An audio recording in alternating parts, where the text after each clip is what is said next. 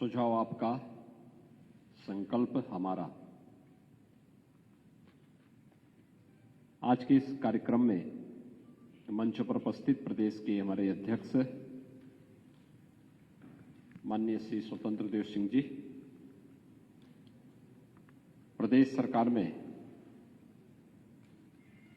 मेरे वरिष्ठ सहयोगी उप मुख्यमंत्री डॉक्टर दिनेश शर्मा जी,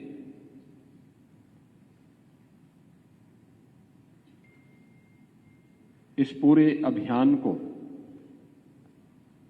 2022 के चुनाव की दृष्टि से बनने वाले लोक कल्याण संकल्प पत्र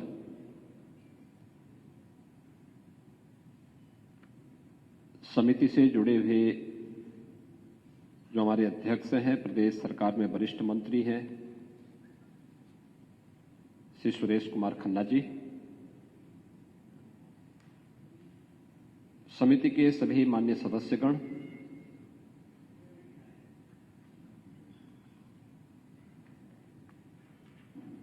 ब्रजलाल जी हैं, श्रीमती रीता बहुगुणा जोशी जी हैं, अतुल गर्ग जी हैं, राजेश वर्मा जी हैं, श्रीमती कांता करदम जी हैं, श्रीमती सीमा द्विवेदी जी, श्री विजयपाल तोमर जी, श्री पुष्कर मिश्रा जी, श्री अरविंद शर्मा जी,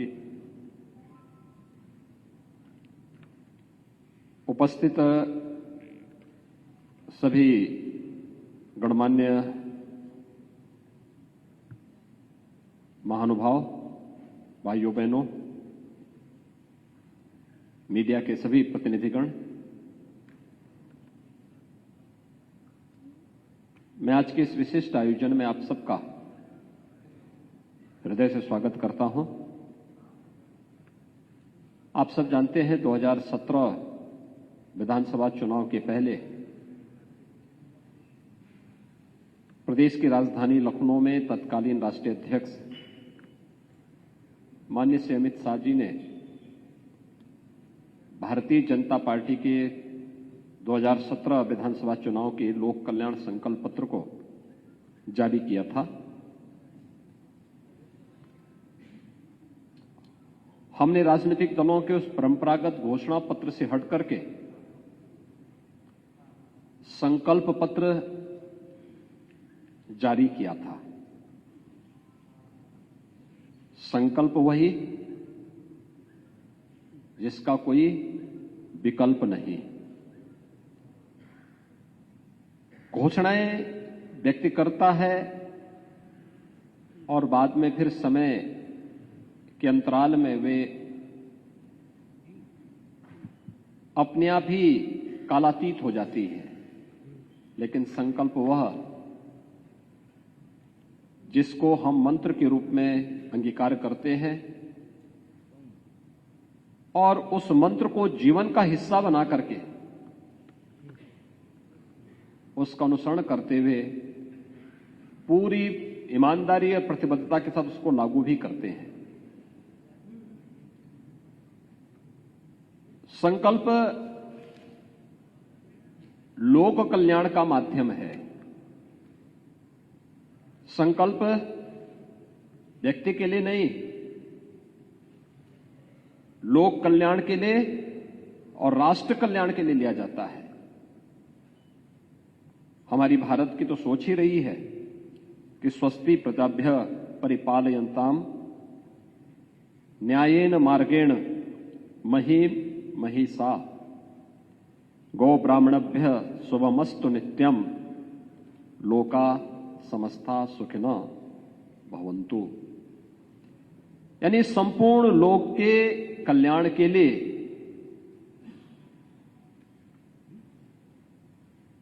जिस एक पवित्र भाव को हम अंगीकार करते हैं वह पवित्र भाव ही संकल्प है। और इस संकल्प के साथ 2017 में हम जुड़े थे और मुझे प्रसन्नता है कि प्रधानमंत्री मोदी जी के नेतृत्व में, उनके मार्गदर्शन में, उनकी प्रेरणा से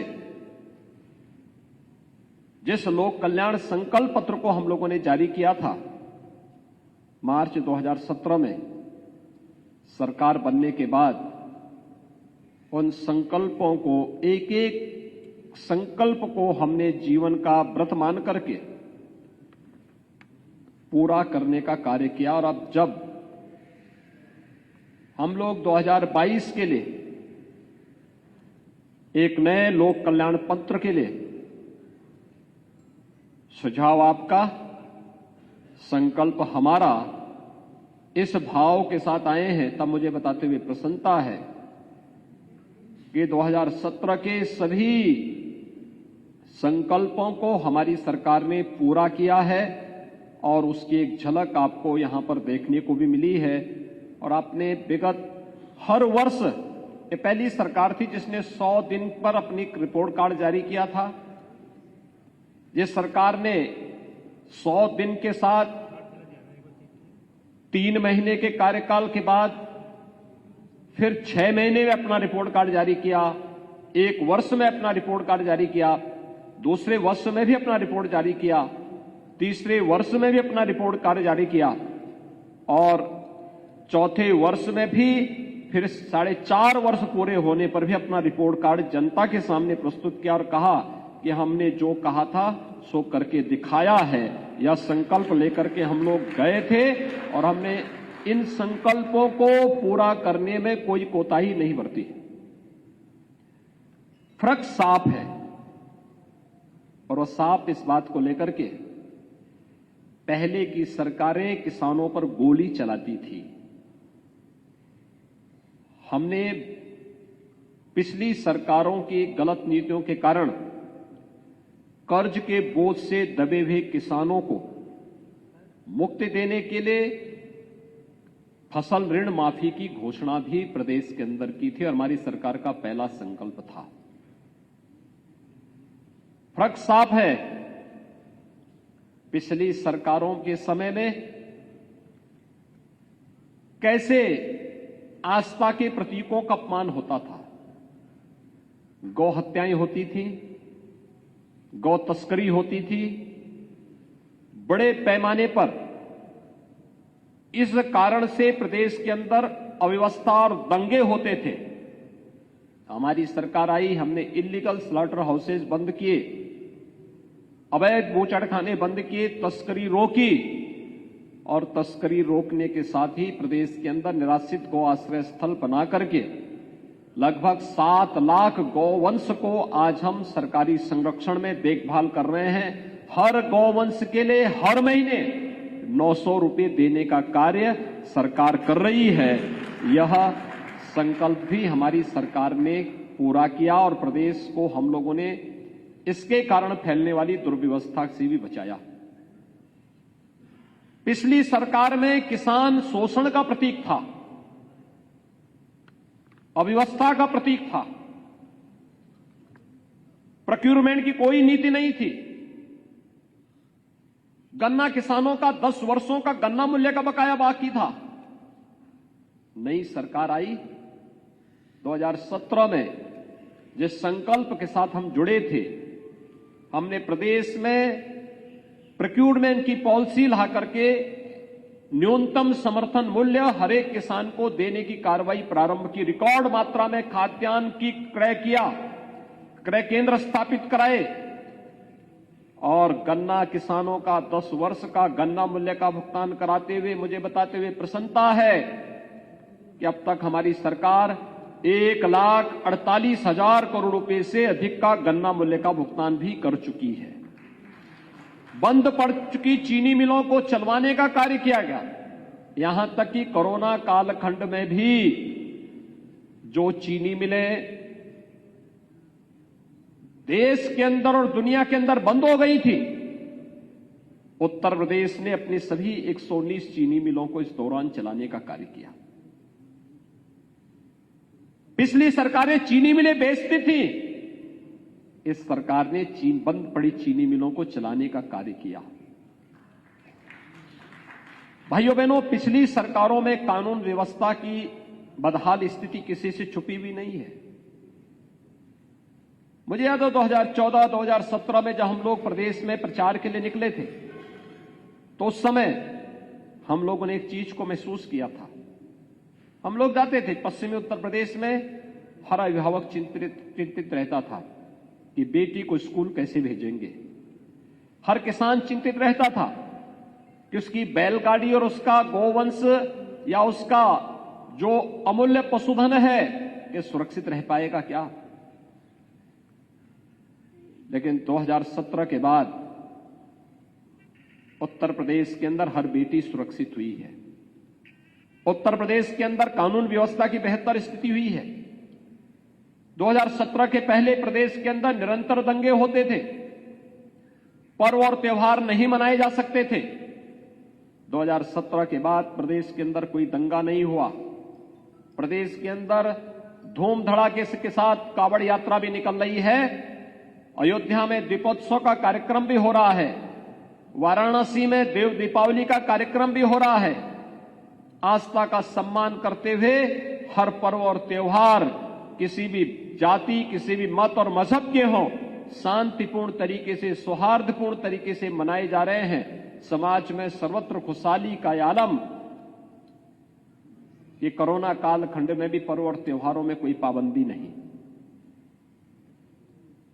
आस्था के केंद्रों को सम्मान देते हुए अयोध्या में श्री राम जन्मभूमि पर भगवान राम के भव्य मंदिर के निर्माण की कार्रवाई होती है, तो काशी में प्रधानमंत्री मोदी जी के विजन के अनुरूप काशी विश्वनाथ धाम प्रधानमंत्री जी के द्वारा के कर कमलों से 13 दिसंबर को राष्ट्र को समर्पित भी हो जाता है। पहले 2017 के पहले हर नियुक्ति विवादित होती थी, क्योंकि एक खानदान निकल पड़ता था वसूली के लिए। महाभारत के सभी रिश्ते सामने आ जाते थे। कहीं काका वसूली कर रहा है, कहीं चाचा वसूली कर रहा है, कहीं भांजा, कहीं भतीजा, ये सभी वसूली में निकल पड़ते थे। प्रदेश के नौजवानों के भविष्य के साथ खिलवाड़ होता था।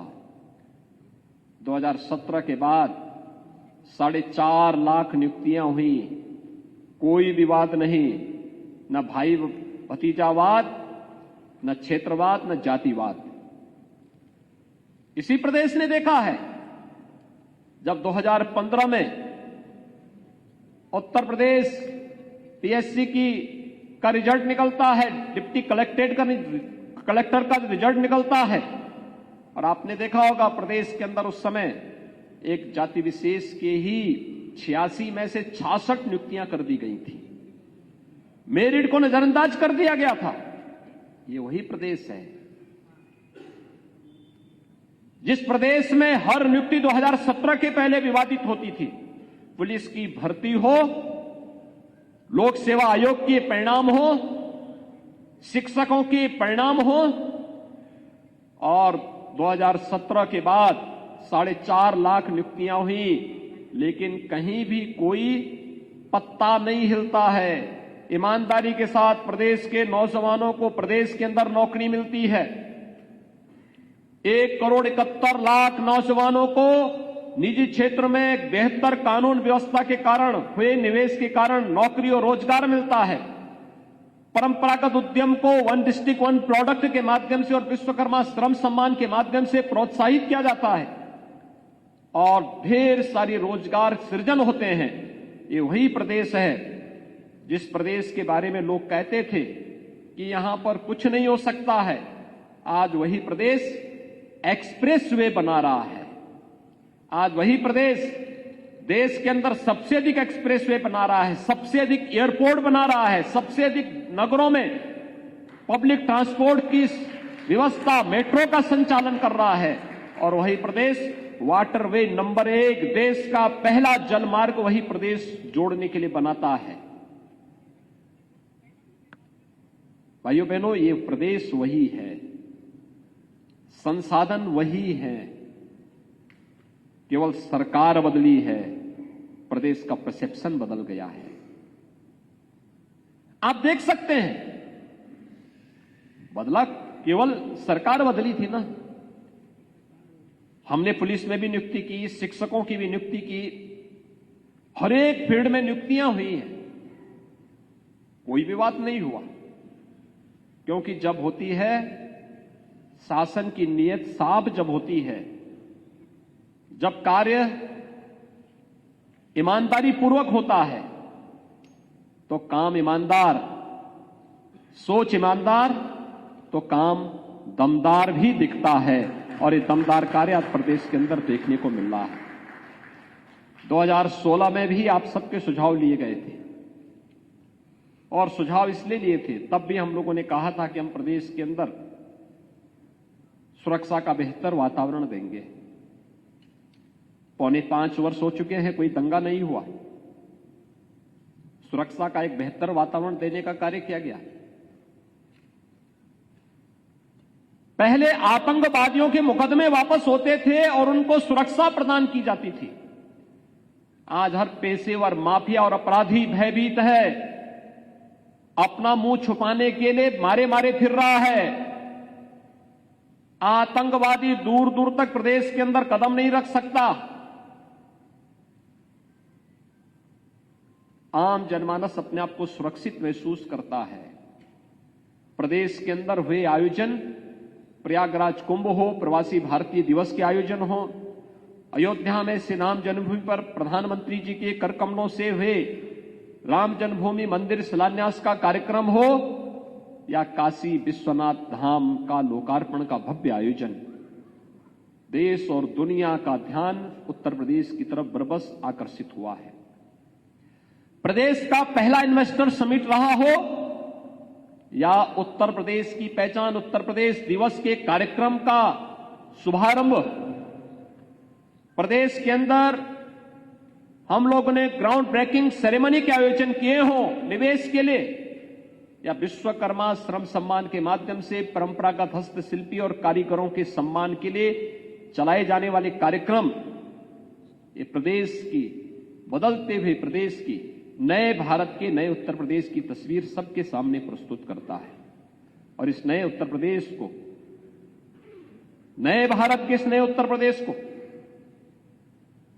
जो 2017 के पहले हर एक मामले में पीछे रहता था, जिसको देश के विकास में बाधक माना जाता था, आज भाइयों बहनों आपने देखा होगा यही प्रदेश केंद्र सरकार के द्वारा संचालित योजनाओं में लगभग 50 योजनाओं में आज नंबर 1 पर है। लेकिन देश की नंबर 1 की इकोनॉमी भी उत्तर प्रदेश को बनानी है। उत्तर प्रदेश को देश का अग्रणी राज्य बनाना है। इस दिशा से आपके सुझाव हमारे संकल्प का आधार बनेगा और इस संकल्प के साथ जोड़ने के लिए आज हम सब यहां पर उपस्थित हुए हैं। मैं इस अवसर पर एक बार फिर से संकल्प पत्र निर्माण समिति से जुड़े के अध्यक्ष श्री सुरेश कुमार खन्ना जी और उनकी पूरी टीम का अभिनंदन करूंगा कि वह इस अभियान के साथ पूरी प्रतिबद्धता के साथ जुड़े हैं। और मैं इस बात को फिर कह सकता हूं कि हमने 2017 में जो कहा, इन 4.25 वर्ष और 5 वर्ष के दौरान वह करके दिखाया।